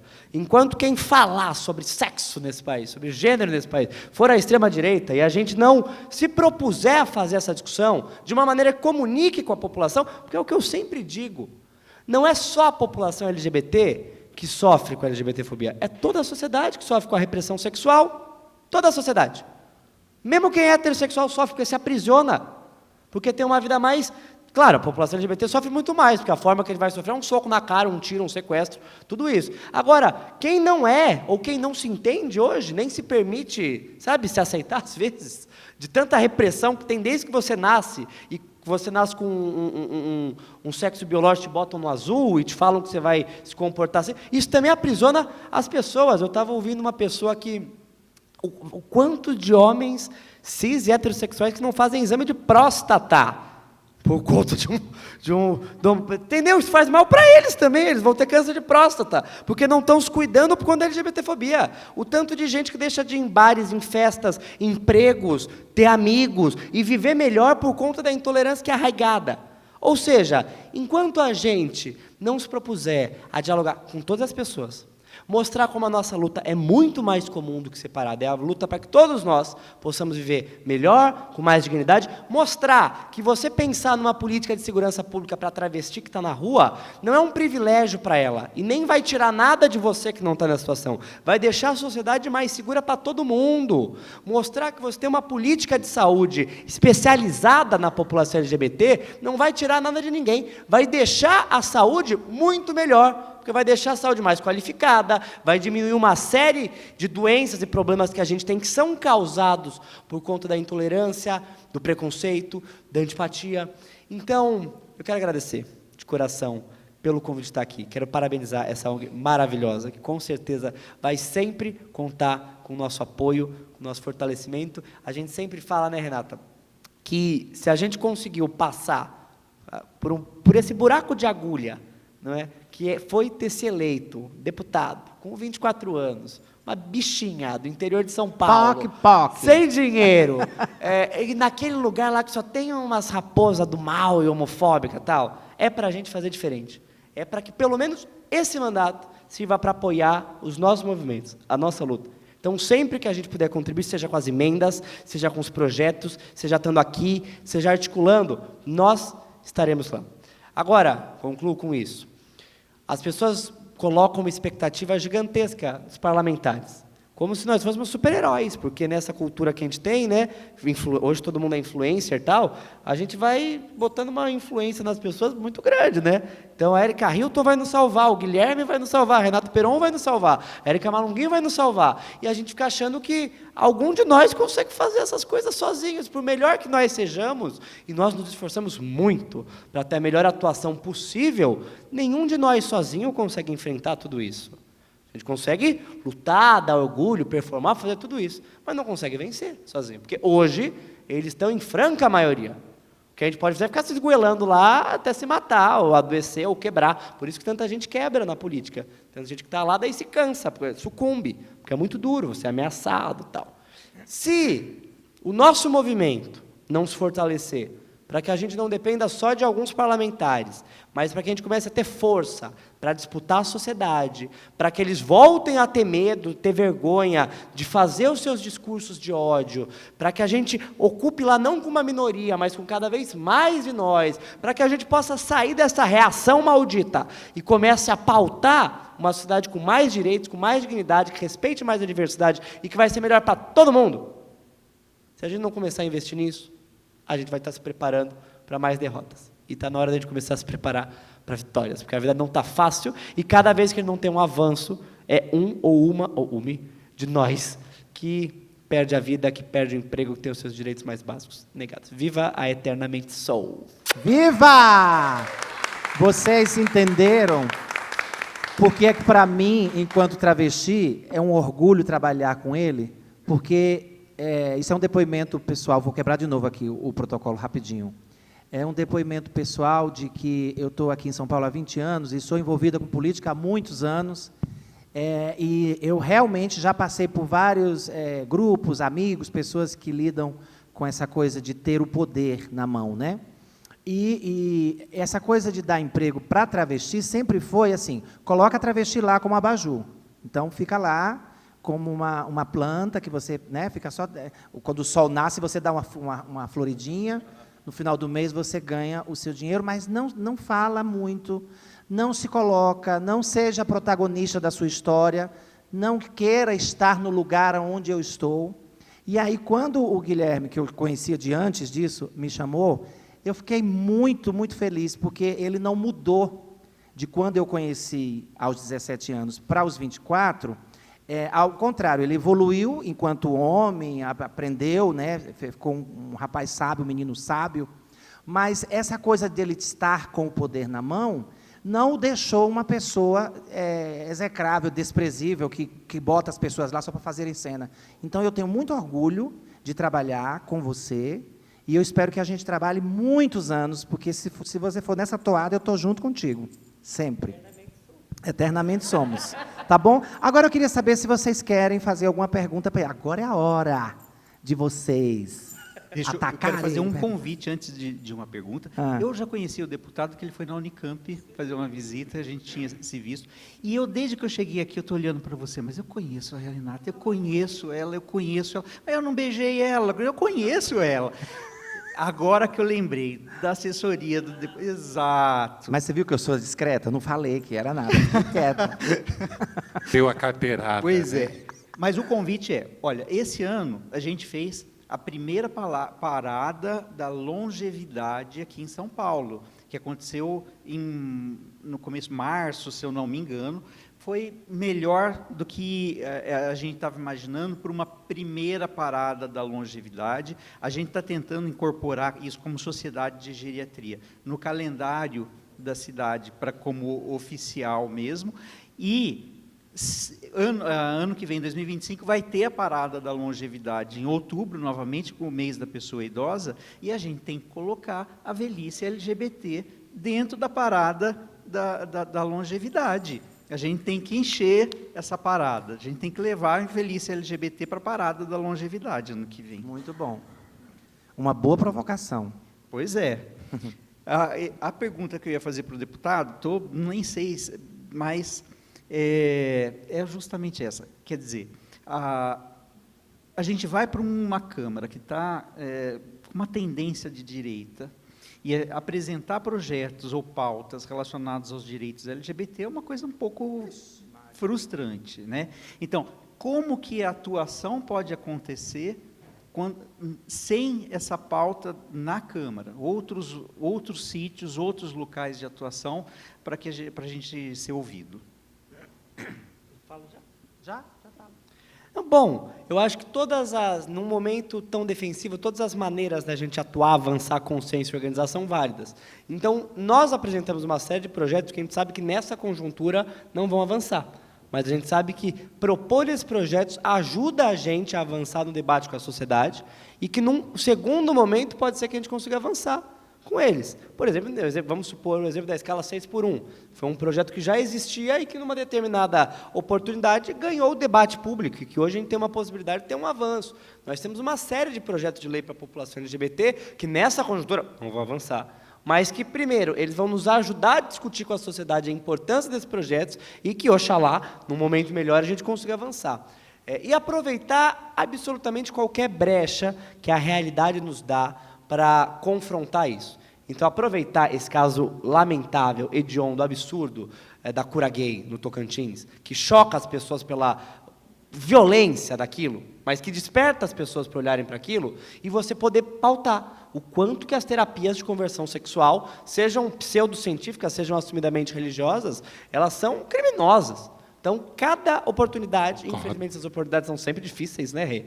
É sempre lidar com desgraça, sofrimento, violência contra a nossa comunidade, para avançar. Eu acho que na CPI da transição de gênero eu tenho muito orgulho, porque eles não ganharam a CPI da transição de gênero. Tanto que a maior parte de vocês nem ouviu falar a respeito disso. A maior parte da sociedade não ouviu. Isso foi um trabalho que nós fizemos, em que a gente tinha consciência de que a gente não podia dar o que eles queriam. A gente não podia entrar e dançar o circo que eles queriam para estimular o pânico moral, o ódio, os ressentimentos das pessoas. Era um circo de horrores. Um circo de horrores. Mas a gente não fez parte desse circo. E a gente conseguiu constranger eles. E constranger o que dá. Então, tenho muito orgulho disso. Mas, para além disso, eu acho que o nosso mandato, ele também tem que servir para apoiar o movimento na base. E, sobretudo, por eu vir do interior, eu tenho uma visão muito especial sobre a realidade do movimento LGBT no interior, onde é mais difícil, onde você não tem o básico. Então, tanto por isso que a gente foi visitar Campinas aquele dia, e a gente sempre recebe convites, né, Rê? E estamos sempre com a agenda aberta para a gente visitar as cidades. As pessoas vão lá e falam, puxa, meu coletivo LGBT aqui em Luiz Antônio, tem 5, 6, 7 pessoas, a gente quer organizar, geralmente é a primeira encontro LGBT da cidade. A maioria das pessoas diria, eu não vou, porque é tão longe, é tão pouca gente. Pelo contrário, é onde a gente mais tem que ir. Mais tem que ir, porque a gente sabe que lá é mais difícil. Aqui em São Paulo já tem uma centena de coletivos, movimentos maiores, menores, com sede, estruturados. Nesses lugares tudo está começando. Eu sei porque em Franca eu acompanhei isso. Estamos organizando uma parada aqui na minha cidade e está super difícil porque a gente não consegue recurso. Você pode nos ajudar? No que a gente pode, ajudamos. Você pode vir? No que a gente pode? Vamos.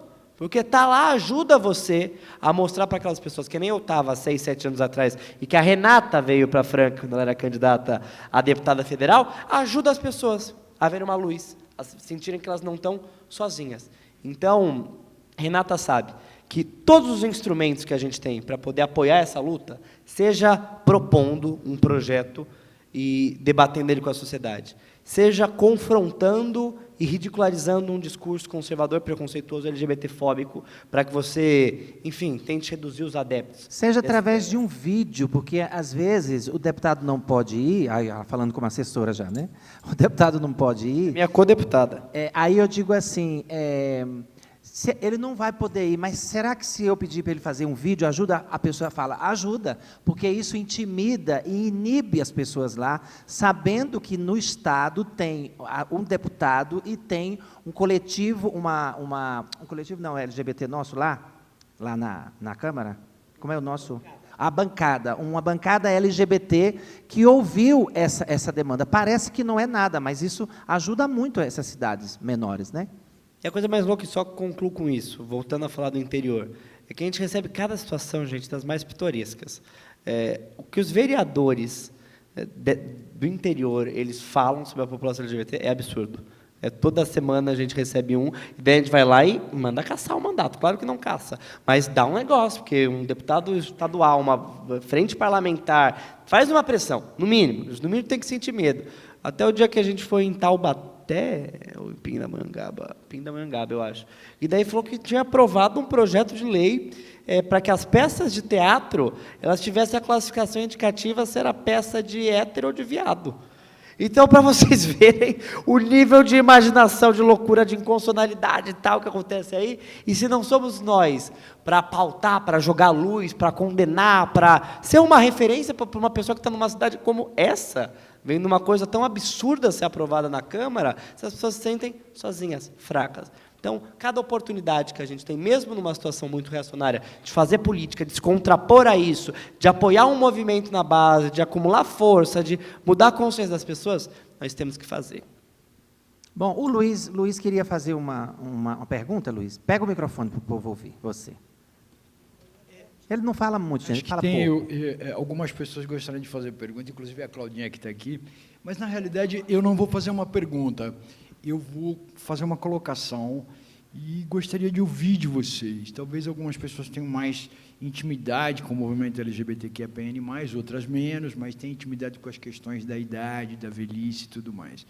Nós juntamos esses saberes aqui para a gente ter exatamente essa questão de quem legisla e de quem executa, né? Então, eu queria só levantar uma questão que todas as questões que o movimento LGBTQ, a maioria delas, reivindica hoje, são questões antigas. São questões propostas pelo movimento LGBT desde o começo dos anos 90. O movimento LGBTQIAPN+, ele foi muito valorizado, ele se criou sobre a égide da AIDS. Foi necessário que esse movimento se fortalecesse, foi necessário que esse movimento ganhasse músculos para que essa população não sucumbisse às questões do HIV/AIDS, né? Eu compactuo 100% que, nesse momento desse país, eu juro, eu sou um homem gay de quase 65 anos e jamais imaginei, passei pela ditadura militar e jamais imaginei ver um momento político como o de hoje. Mas o que eu queria levantar para vocês, por exemplo, nós temos uma pessoa acadêmica e um médico, um geriatra, que propôs dentro da sua academia, dentro do seu hospital das clínicas, a criação de um ambulatório 60+.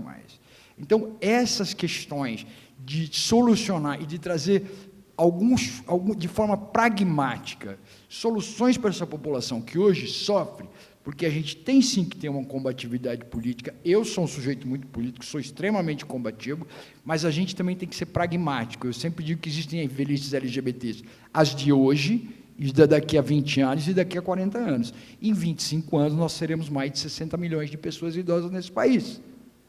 Então, não há como não falar de envelhecimento, não há como não falar de velhice LGBT.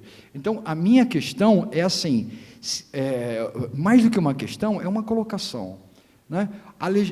Eu imagino como deve ser legislar nesse ambiente escroto, desculpa a palavra, né? Que para mim seria absolutamente inóspito e eu morreria do coração de tanto nervoso. Mas a gente tem aqui também pessoas que estão executando algumas pequenas possibilidades de política, porque nós estamos falando de velhices e LGBT, gente. Nós estamos falando do cocô do cavalo do bandido, desculpa essa expressão, mas socialmente é isso, né? Então, esse encontro que nós temos aqui, por que o André querido André, foi trazido para fazer essa mediação?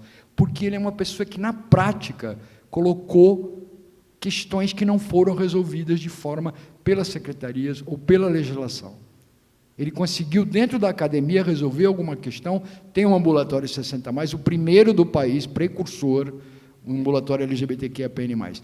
Então, desculpa a minha fala, deputado, eu sou um admirador, eu sempre tenho uma fala que diz assim, eu vivi para ver.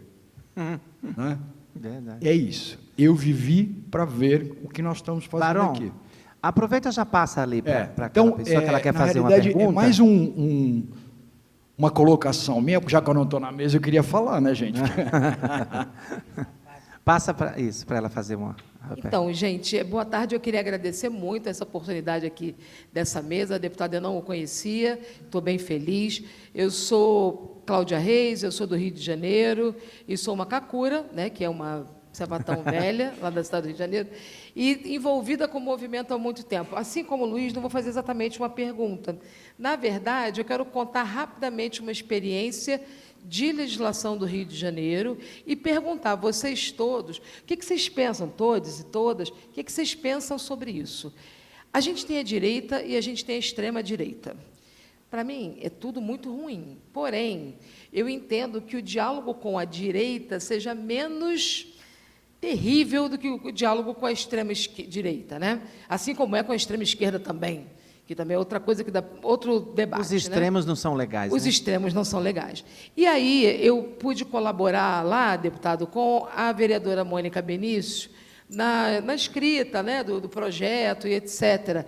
E Marielle Franco, sua companheira, tinha tentado pautar a data da visibilidade lésbica no Rio de Janeiro durante 4 anos, e foi uma loucura, e não conseguiu absolutamente nada. Mônica, que não é boba nem nada, percebeu toda essa trajetória que Marielle tinha passado e falou, eu vou tentar por outro caminho. Eu vou tentar falar com a turma da direita. A direita que quiser me ouvir, a direita que me recebe no seu gabinete e que tem que tomar um engove antes, um engove depois, mas, enfim, esse caminho que é muito difícil para mim, por exemplo, né, como uma cacura que foi apedrejada na rua, que foi perseguida, que foi xingada e etc., é muito difícil falar com esse tipo de pessoa. Porém, deu certo essa estratégia. A gente conseguiu pautar não só a Semana do Orgulho Sapatão, como a visibilidade lésbica numa cidade que criou o Bolsonaro e seus filhos. Então, é mais uma reflexão mesmo para a gente pensar, será que a gente da esquerda não tem que tomar uns engoves para começar a conversar com quem nos ouve? É um numa Assembleia, beleza. São 2 numa Câmara de Vereadores, beleza. Mas eu penso, e aí é só uma reflexão, que a gente não pode deixar a nossa agenda só na mão da esquerda. Porque a cada 4 anos isso pode virar. E a cada 4 anos eu posso ser assassinada de novo, com legitimação do Estado, do município. Então, é mais uma reflexão sobre esse ponto. Será um jovem gay, Poquinha, maravilhosa, que me deixa muito feliz, gostoso, como diz a Dora, essa turma que agora, daqui a pouco, a gente está indo, né, está findando, vocês estão com essa energia. Será que existiria esse caminho do meio? Ou eu estou muito poliana? Né? É mais ou menos isso. Mais alguém? Não?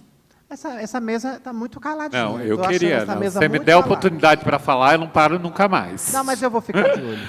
Primeiramente, deputado, eu queria muito dizer da minha admiração pelo seu trabalho, porque eu o acompanho há muito tempo.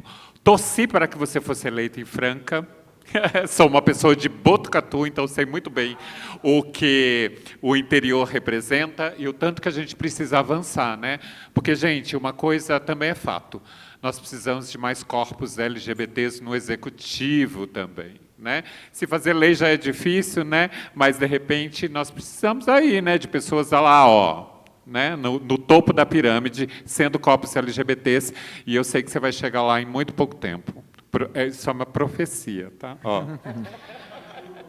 Também quero celebrar o fato de você ter conseguido as assinaturas possíveis para essa CPI da homofobia, que envolve a todos nós. E isso é muito, muito importante, né? E eu também entendo, quando você chegou aqui dizendo que... Eu já tinha dito que políticas públicas se fazem com 2 coisas preliminares, né? Primeiro, com estatística, nós precisamos quantificar, e com dinheiro. Não se faz nada sem dinheiro, né? Então, como é que a gente avança nas pautas e naquilo que a gente precisa construir e consolidar para que a gente faça elevar a nossa comunidade? Então, essa duplinha é determinante para que as coisas comecem a acontecer. Eu quero voltar agora a falar um pouquinho sobre algo que você falou lá no começo da sua fala também, que também nos acomete na coordenação municipal, que é todo dia recebemos denúncias de LGBTfobia, porque a gente fala, né, agora fala com força, olha, nós temos a criminalização da homofobia, da LGBTfobia, é comparada ao mesmo crime de racismo, o STF não quer que a gente faça acordos, porque a gente já estava começando a fazer acordos junto com o Ministério Público para algumas sanções para essas pessoas que cometem esses crimes, e falaram, não vamos endurecer. No entanto, a gente fica meio no limbo, né? Porque a gente vê que as coisas acabam dando efetivamente em nada. Então, eu quero dizer, o quanto nós, município, vocês da Assembleia Legislativa, podemos avançar juntos para que alguma coisa real e contundente seja feita, nesse sentido. Eu ia falar em resposta ao Luiz, então, seguinte, eu não sei se a gente tem um dos nossos serviços, que foi um equipamento que a gente herdou da Subprefeitura de Pinheiros, que é o Centro de Promoção para o Desenvolvimento do Envelhecimento Saudável. Esse centro é uma parceria com o Hospital das Clínicas, e ele é feito todo um trabalho com a pessoa idosa, e uma avaliação médica, depois como se diz, um direcionamento para o que ela precisa, para a necessidade dela, e esse serviço é feito para uma educação, né? É a promoção da saúde, né? Apesar de não ser um serviço de saúde.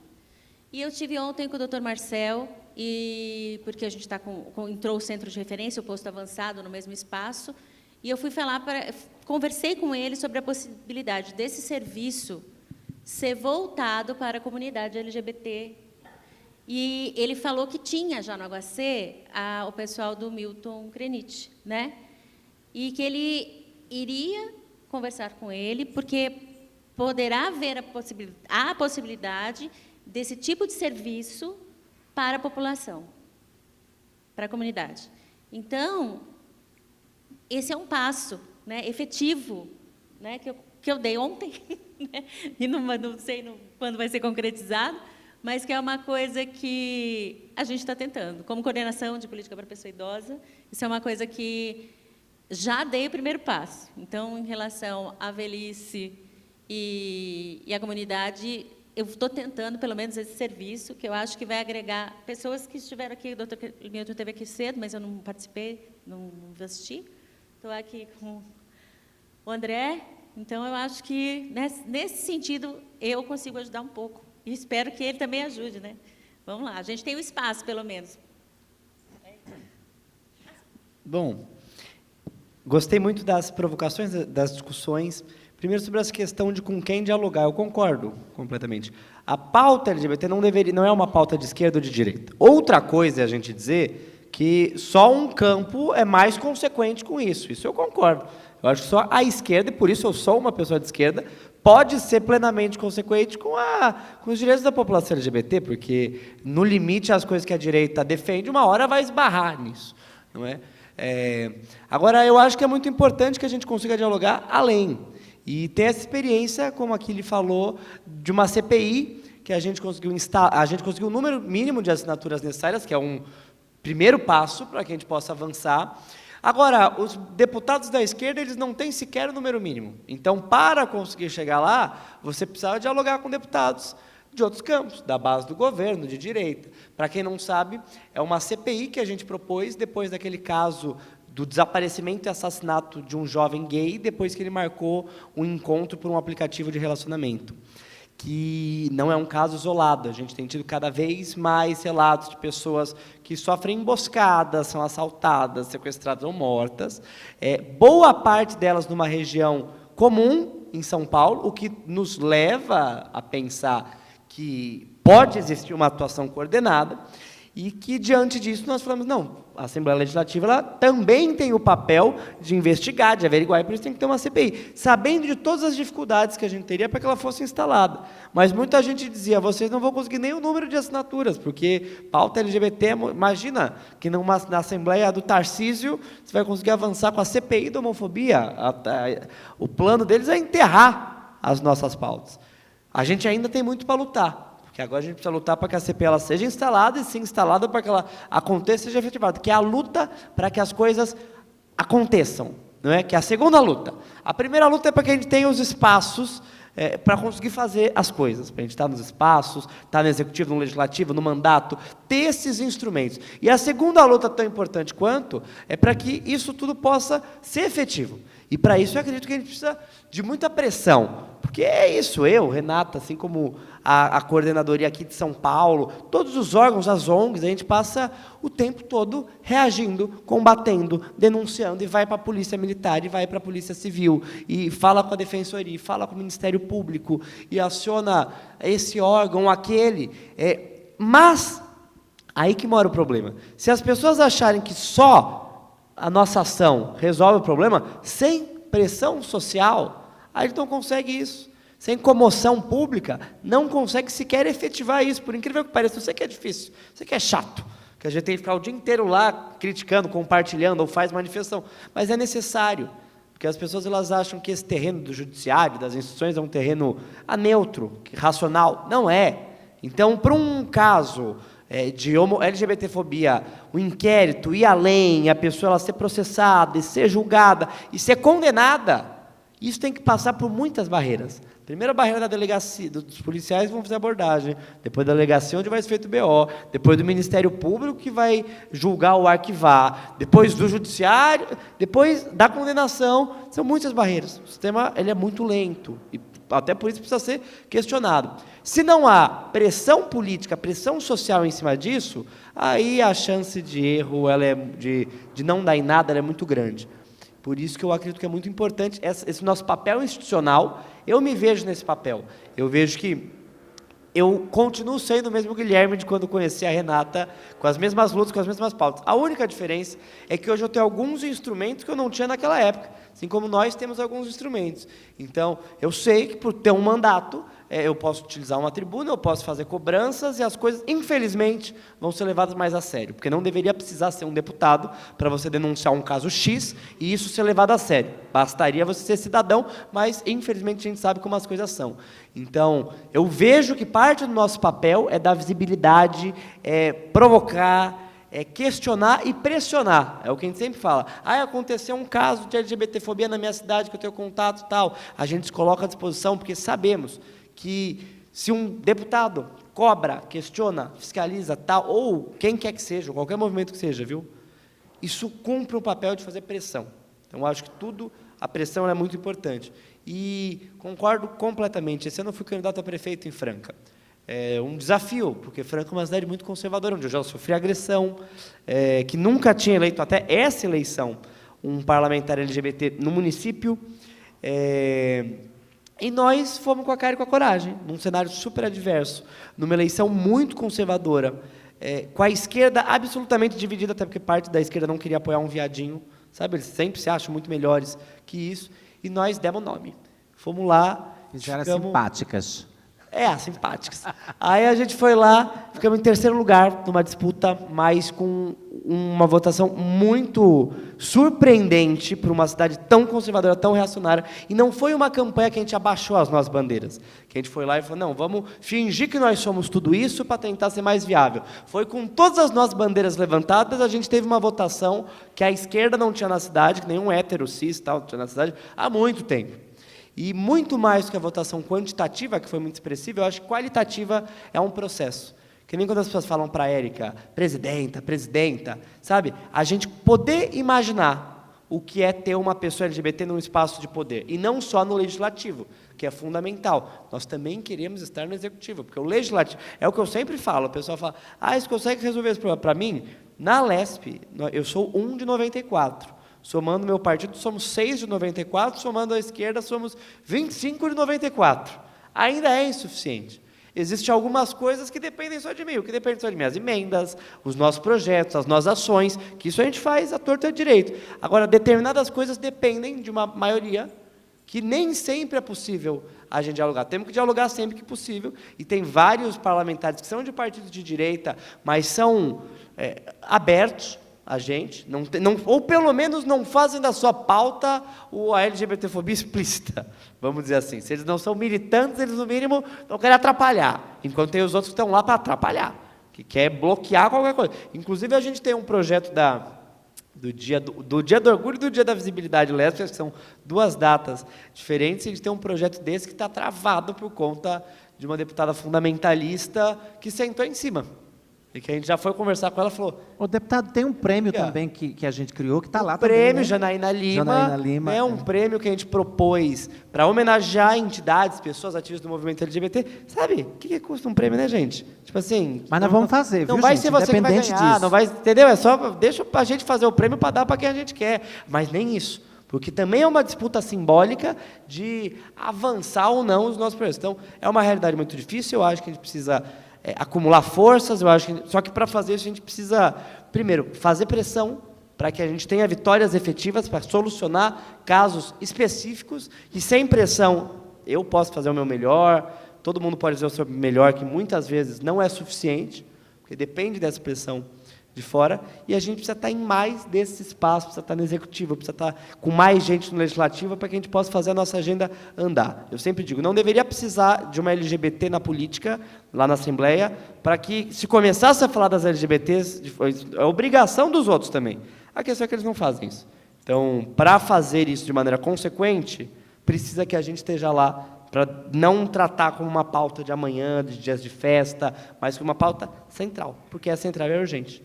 Obrigado, deputado. Eu gostaria que vocês pudessem fazer as considerações finais e dessem suas redes sociais para as pessoas perguntarem e questionarem alguma coisa. E logo após vai ter a leitura do meu livro. Eu não quero que ninguém saia. Se sair, eu vou dar uma voadora.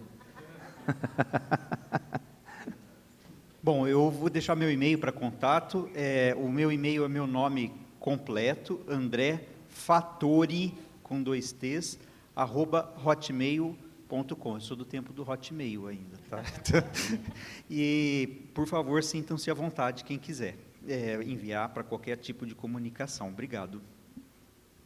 Eu também quero agradecer, gente, lamentar que, por conta desse problema do trânsito terrível da cidade, eu não pude passar mais tempo ainda aqui, porque eu gostei muito do debate, tenho o maior carinho pelo Eternamente Sou, e estamos sempre de portas abertas para poder ajudar com tudo, agradecer ao SESC, todo mundo que está aqui. Onde vocês digitarem Guilherme Cortez no Instagram, no Google, no Twitter, vocês conseguem encontrar, que são arrobas diferentes lá, mas vocês conseguem encontrar para mandar e-mail para a gente, para marcar uma reunião, para marcar uma atividade, para pedir uma emenda, tudo mais. Se a gente está aqui, é para fazer isso acontecer. E com a fé, a crença, o otimismo de que mesmo num momento tão difícil quanto que a gente está vivendo, para todo mundo, mas sobretudo para nós que estamos ali no bico do corvo, para falar bem a verdade, e somos o centro desse projeto de ódio, de que é possível a gente sair dessa situação. O movimento LGBT já enfrentou coisas dificílimas, a epidemia da AIDS, no Brasil, a ditadura militar, não é a primeira vez, nossa história sempre foi de luta.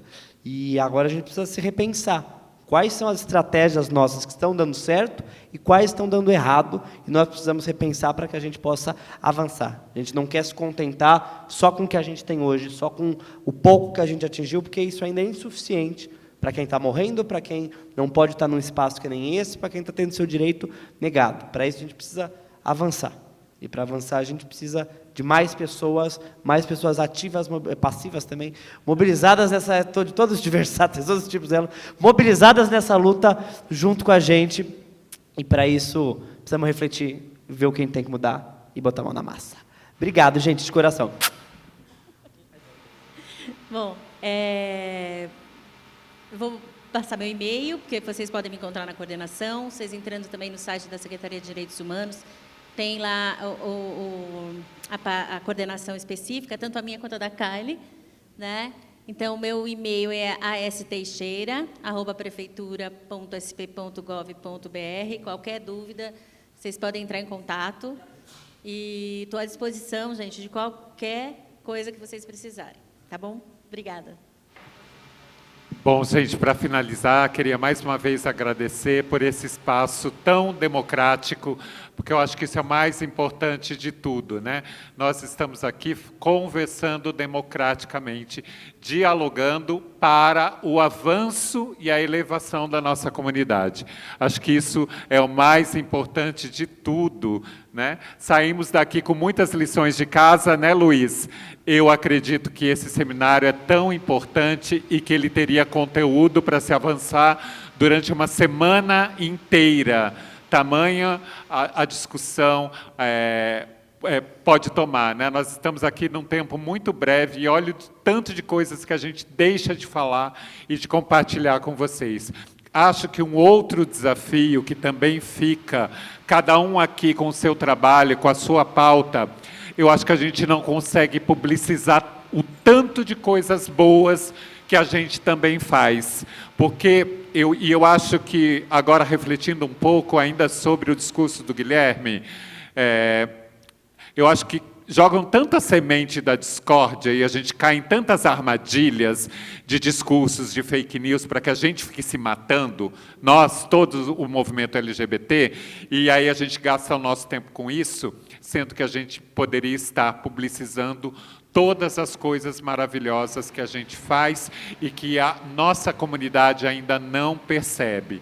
No mais, o que eu quero dizer para vocês é que eu sou uma mulher trans, travesti, o meu corpo, ele é político, sim, a minha arte também é militância, então o que eu quero também que a comunidade entenda é que eu não estaria nesse lugar se não fosse para trabalhar, porque é aquilo que a gente sempre fala, acho que nós todos aqui, nas posições que nós estamos, de alguma maneira a gente já venceu na vida.